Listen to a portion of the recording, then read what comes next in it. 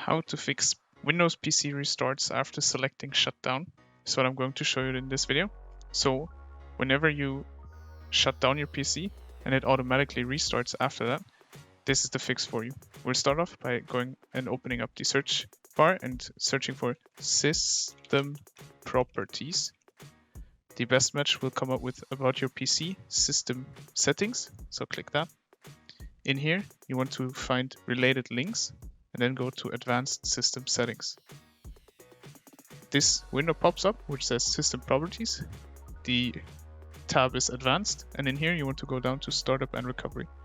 It says System Startup, System Failure, and Debugging Information. Click Settings, and in here you want to uncheck the Automatically Restart option. You can then hit OK, and on the next shutdown, your PC shouldn't restart. I hope this video could help you out. If it did, please leave a like. If you have any questions, leave them in the comments below and subscribe. I'll see you in the next one. Bye.